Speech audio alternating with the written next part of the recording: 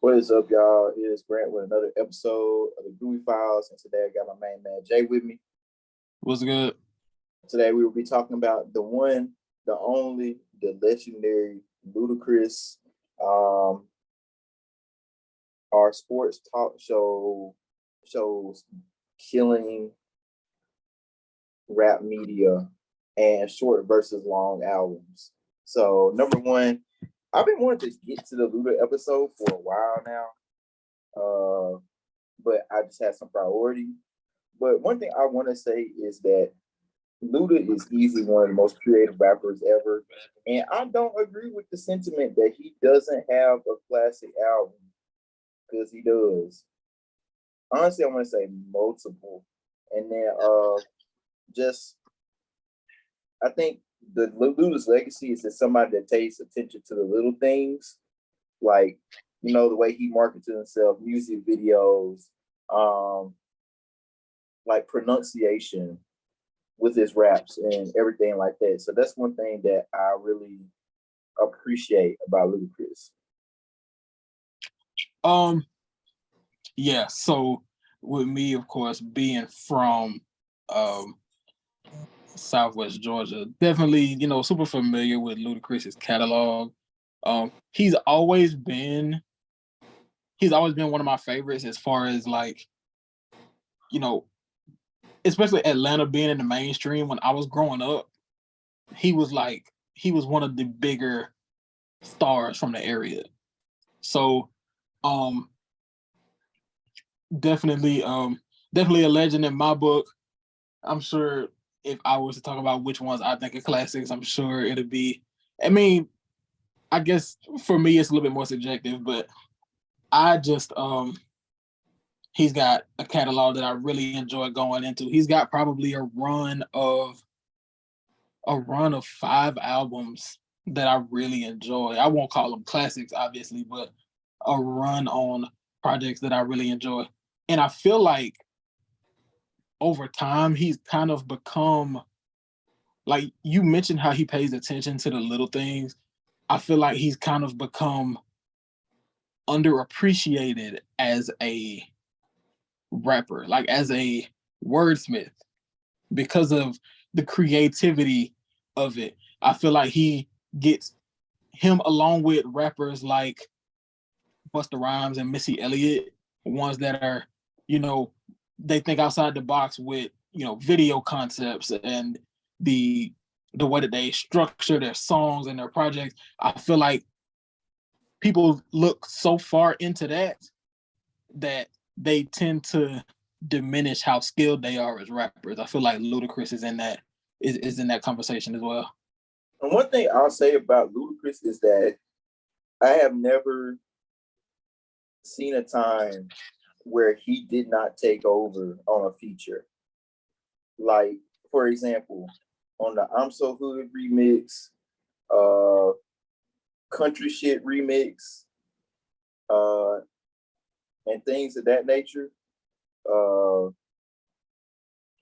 is the king of, hey, if you put me on a track, I'm gonna out rap your ass. So like, don't be fooled. And I feel like, with Luda's hits, they all have a uniqueness. And when I was listening to his debut album the other day, and do you know the song "Catch Up," where he's talking about like, hey, I'm doing these drugs, drinking alcohol, everything like that. It'll eventually catch up, but I don't fucking care. I feel like the twist he puts on his pronunciations and his delivery is what just makes him an elite rapper. And I feel like this is what I'll say about this. This is something I kind of came up with today. I was like, rapping about deep stuff doesn't make you great. Rapping about the surface level and the surface level stuff, but with a creative and great way is what make legends legends. And like I feel like Ludacris is the embodiment of that. Definitely with you on that. Definitely. I feel like it's an instance where you don't have to, you like, I don't have to have, the deep socio-political commentary from the rappers I listen to all the time. Like, I know that a lot of times they can't relate to some of the stuff that we relate to. And that's okay. Like, how often we talk about artists that we see ourselves in.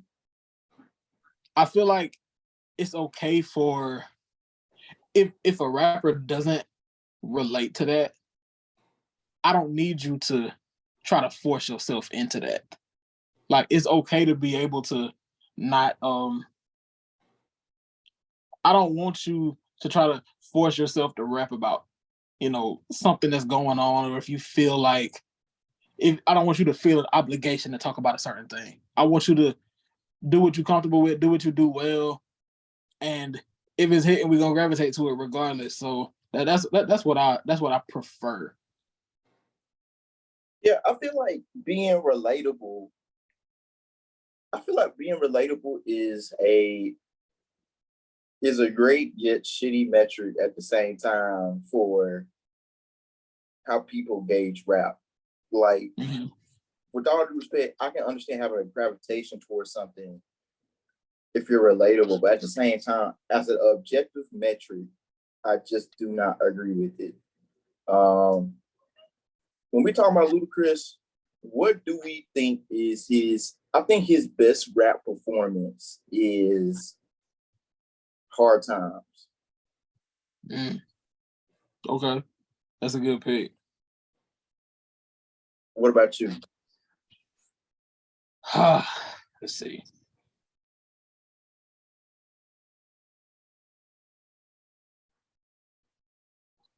Best rap performance.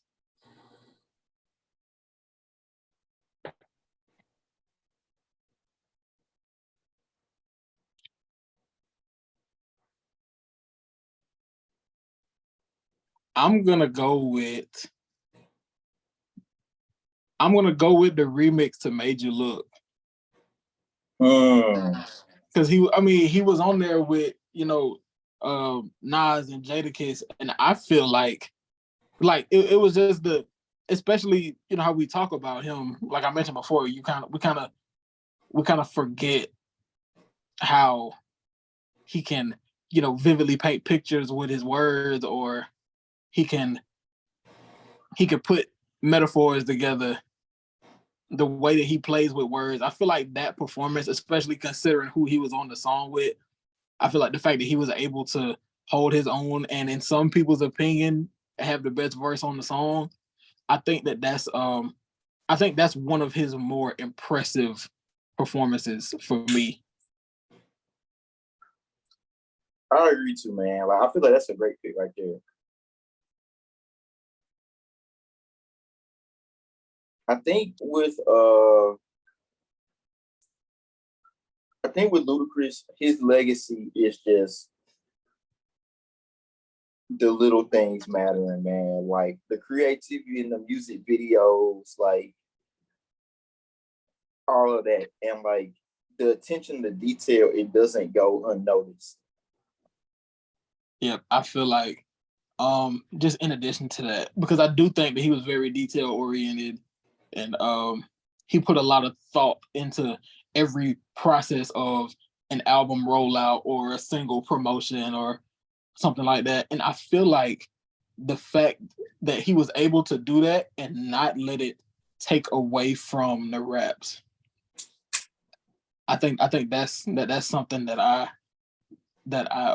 appreciate the most about him. And I think that's what, if I had to pick a quality about him, that's what I would go with. Yeah, I agree. On to the next topic. Kind of want to talk about short versus long albums. With Lil Uzi dropping a 26 song album, which is an hour and 34 minutes, which is a no for me, but for a very different reason. I'm with you. I think the thing about short versus long albums and the music climate today is that the 10%, only like 10% or 20% of artists to me on a mainstream scale, but on a mainstream scale are interesting enough for me to want to listen to that.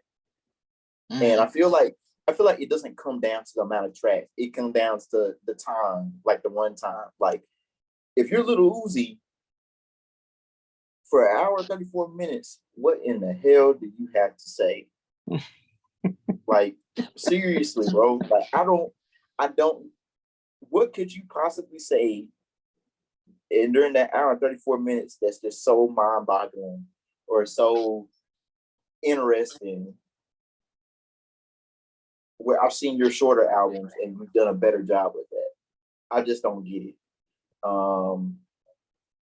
I feel like shorter albums and longer albums both have their pros and cons. I feel like although I do prefer a liking to shorter albums, I think people kind of just I think it kind of kicked up with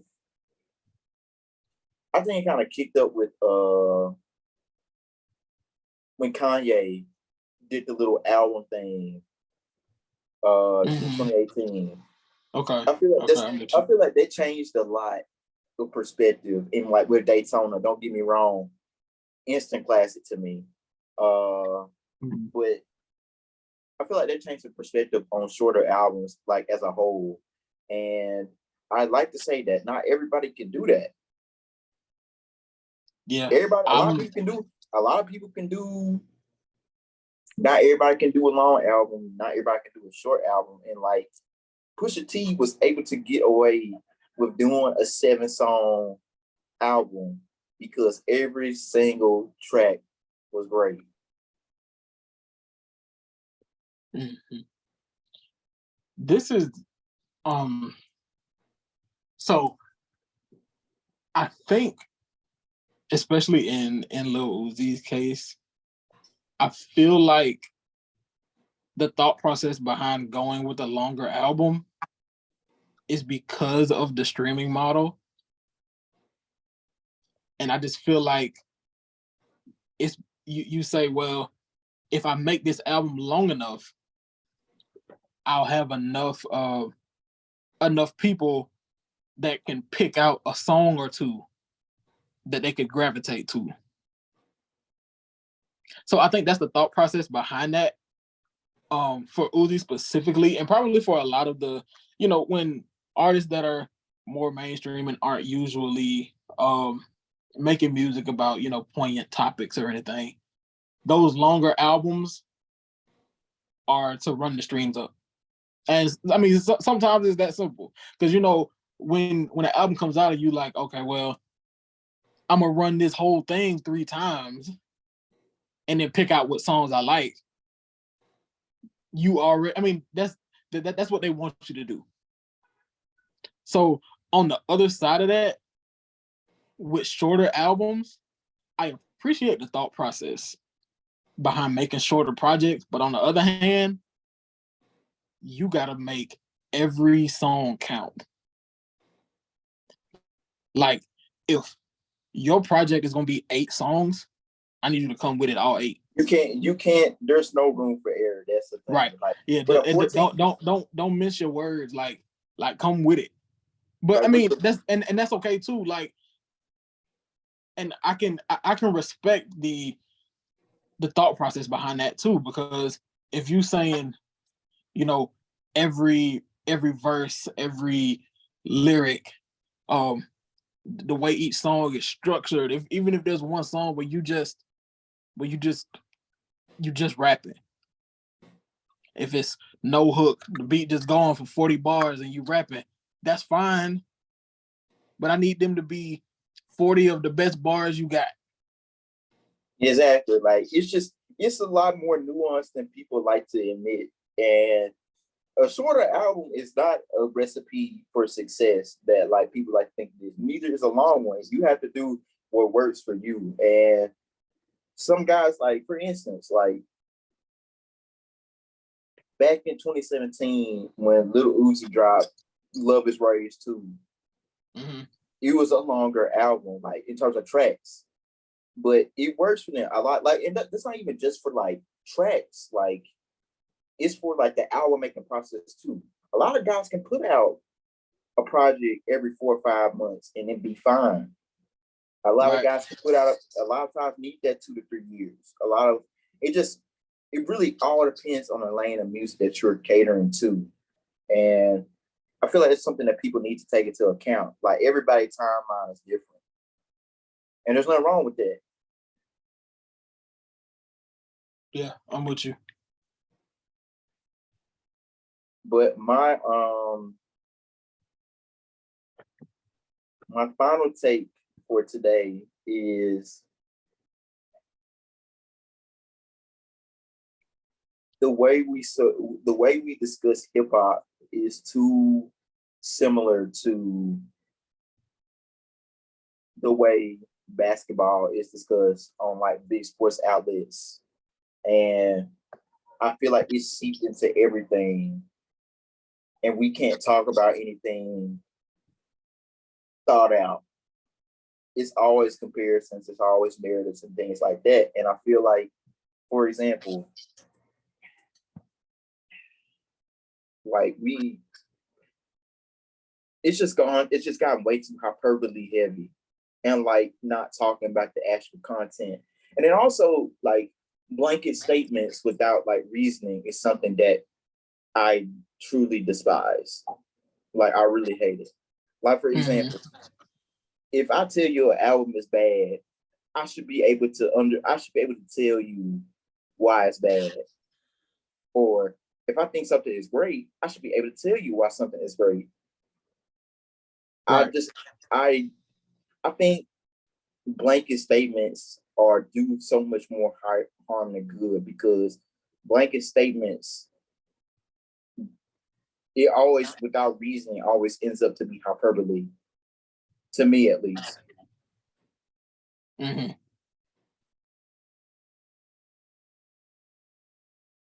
Yeah, I'm with you on that. Um, it seems like it sometimes it feels like you said, like it's the only way we know how to talk about something. It's just like if it feels like there's only one thing you're comfortable talking about, and that's because it's the one that you watch all the time on TV. Yeah. like that's how I feel sometimes. But Like I think especially when we're talking about art, I feel like we kind of lose sight of that sometimes. say it I one feel time. like we lose. I feel like sometimes we lose sight of what we're actually talking about. Like this is art. This is something that you know people are putting their work into. It's not like basketball where you can look at a box score and say, oh well, this player has this much impact or this player didn't answer the call. Which you honestly shouldn't be doing that either. But I feel like when we're talking about art, and it's something that's so much more subjective. I feel like that should be dialed back a little bit. See, the funny thing is I don't have a problem with people bringing up stats because it's a concreteness to it. It's just the narrative talk when you lace these things together is what irritates me. If, like, for instance, if somebody were to say, okay, Bradley Beal is a good shooter, and I pull up stats to back it up, you can't unverify that. Like you can't say that's not true. Like the stats back it Right. up. The Right. thing about the thing about rap is that,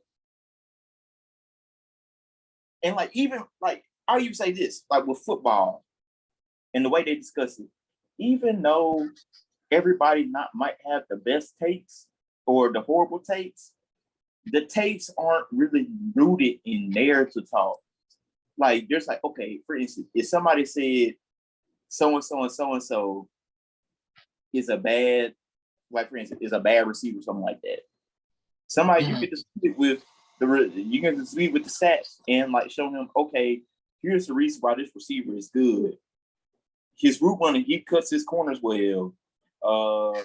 he's really good at being possessive receiver. He likes to put his hands on the ball and pull it down. And you get what I'm saying? Like with rap, Right. it's like, okay, I would much rather people say, like for instance, like I'll use this for example.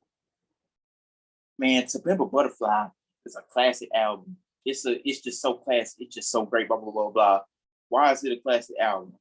Okay, the way Kendrick delivered this concept and how he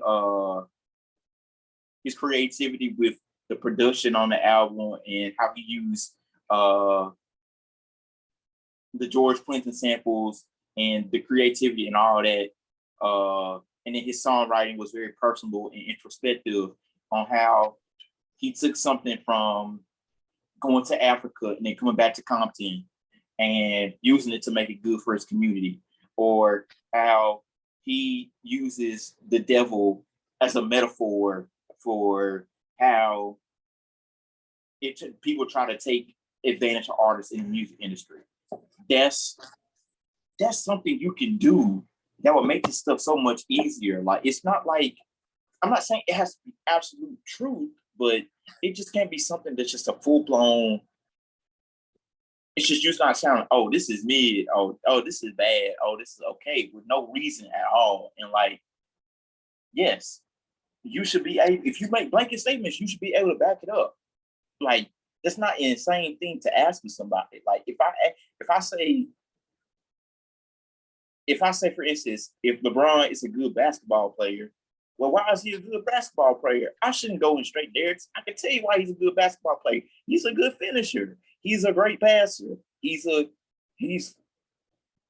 great glue guy. You get what I'm saying? Right. Like, it shouldn't be like, for instance, if somebody say Trae Young is a great player, why is he a great player? He's a great passer. He's one of the best shooters in the league. He's one of the best facilitators in the league. He can set the floor, he can run the floor. He's good at finding his teammates. Like, just give me more substance to the answers. That's all I'm asking. That would cut out so much of the bullshit that we have in media right now. And another thing is that people coming up on these shows and they talking about anything that isn't rap or isn't hip hop, and I don't get it. Right.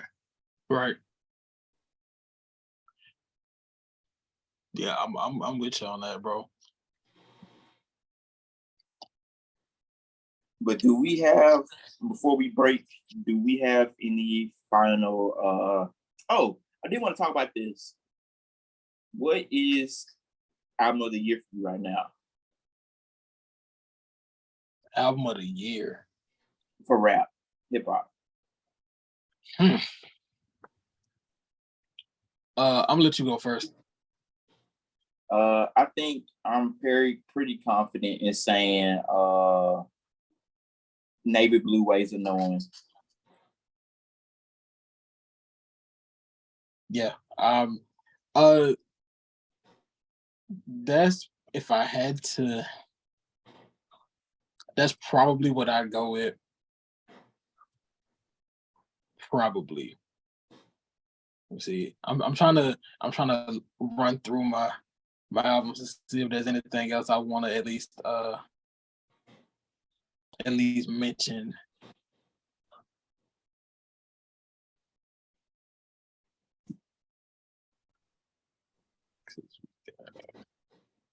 Oh, I had another before you say your answer, I did have another topic I did want to say. Okay, go ahead. Wait, what's your answer though? I'm probably still going with Navy Blue, but I also really enjoyed Maxo's album.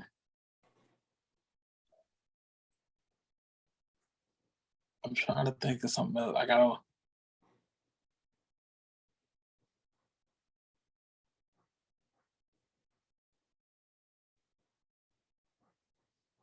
But yeah, if I had to choose one to be my album of the year, I would go with that. I go with Navy Blue too. I think so too, man. Actually, we gonna cut it right there because I did want to say that call it topic for another time. The rapping, it was gonna be rapping in a group versus rapping by yourself. But I'm gonna say it for another time. We appreciate you guys for pulling up to this episode. If there's a topic that you want to discuss, let me know. Also, playlist team. If you want to be on the playlist team, let me know, and we'll go from there. And then artists, you can start sending your stuff to my DM. Even though it's not a guarantee it will be posted, it will be seen, and I will get back to you. But other than that, y'all stay easy. We out.